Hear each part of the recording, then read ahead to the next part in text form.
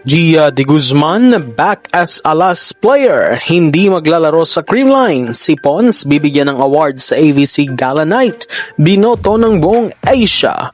Good day ka-trending, this is Ivan, the new voice artist of this channel. Pero bago yan, huwag kalimutang mag-subscribe at click ang notification bell para lagi kayong updated sa latest ganap at trends sa volleyball sa Pinas.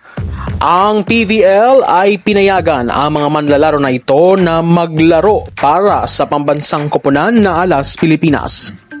Ito ay kanilang inanunsyo matapos tumugon ang mga mother club ng PVL sa panawagan at binigyan ng pahintulot ang kanilang mga players na sumali sa Alas Pilipinas team na maglalaro sa paparating na CB League at Asian Games ngayong September sa Aichi, Nagoya, Japan. Makikita rin ito sa pagdating ng mga koponan ng PVL sa Ilagan City, Isabela para sa pagbubukas ng PVL On Tour ngayong Miyerkules, kung saan karamihan sa kanilang mga Alas players ay hindi dumating kasama mga teams.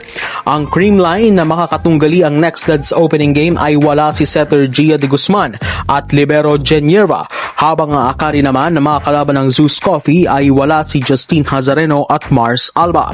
Si Fifi Sharma ng akari na nasa Alas pool ay kasama naman ng akari team sa Ilagan. Walang paliwanag kung ano ang eksaktong kasunduan sa pagitan ng mga PVL teams at ang Alas management. Ngunit tiniyak ng liga na susuportahan nito ang layunin ng national team. Samantala nanawagan naman si De La Salle Star Angel kanino ng pagkakaisa at suporta matapos ilabas ng Philippine Olympic Committee ang mga pambansang koponan na manlalaro para sa men's and women's volleyball sa Aichi, Nagoya 20th Asian Games. Si Canino at ang kanyang teammate na si Amy Provido na parehong piniling gamitin ang kanilang last playing year sa DLSU sa UAP Season 89 ay hindi nabago sa tungkulin ng national team matapos na kumatawan rin sa Alas Pilipinas sa mga nakaraang international competitions. Ang UAP Season 85 Rookie MVP ay nakakuha ng Best Opposite Spiker Award ng 2024 ABC Challenge Cup bago nanalo ng Best Outside the Spiker Award noong 2025 ABC Nations Cup at 2025 CB League. Samantala, ang mga stars naman ng beach volleyball na sina Cici Rondina at Bernadette Pons ay nakatakdang magtanggap ng Fans Choice Beach Volleyball Award sa first ever Asian Volleyball Confederation Gala Night matapos manguna sa boto ng publiko. Nakapag-ipon sina Rondina at Pons ng 43,905 votes mula sa publiko upang makakuha ng karangalang ito. Ipepresenta ni Mayor Eric Singson sa AVC Gala Night sa August 8 sa Bangkok, Thailand.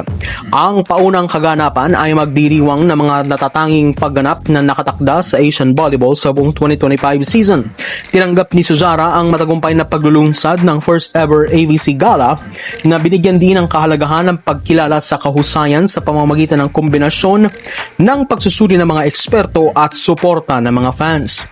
Kabilang naman sa mga pangunahing pinarangalan na sa gabi na iyon ang magkapatid ng Japan national team na sina Yuki Ishikawa at Mayu Ishikawa. Makakatanggap si Yuki ng parangal bilang Outstanding Men's Volleyball Player habang kikilalanin naman si Mayu bilang Outstanding Women's Volleyball Player of Asia. Sa beach volleyball naman, ang matagumpay na tambalan ng Team Qatar na sina Cherif Yunuse at Ahmed Tihan ay kilalanin bilang Outstanding Men's Beach Volleyball Players na iniharap ng Neo Colors matapos ang isa pang kahangahangang season sa pandaigdigang entablado. Ang mga players ng Japan na sina Asami Shiba at Reika Murakami naman ay tatanggap ng parangal na Outstanding Women's Beach Volleyball Players na ipapakita naman ng Rebisco bilang pagkilala sa kanilang mga tatanging pagganap sa buong season sa 2025. Si Turkish coach Ferhat Akbaş naman ay nakatakdang tumanggap ng parangal bilang Volleyball Coach of the Year matapos pangunahan ang national team ng Japan Women's sa nakamamanghang tagumpay na kampanya. Samantala si Yulia Akulova ng Kazakhstan at si Wang Liju ng China ay kikilalanin bilang Volleyball Referees of the Year at Beach Volleyball Referees of the Year respectively. Ang mga napiling Outstanding Player, Coach of the Year at Referee of the Year ay pinili sa pamamagitan ng sistema ng pagboto na binubuo ng 70% mula sa ABC Committee at 30% mula sa publiko, na pinagsasama-sama ang pagsusuri ng mga eksperto at pakikilahok ng mga tagahanga. Si Chinese superstar Zhu Ting naman ang nanguna sa pampublikong boto with 42,996 bilang makuha ang Fans Choice Volleyball Award.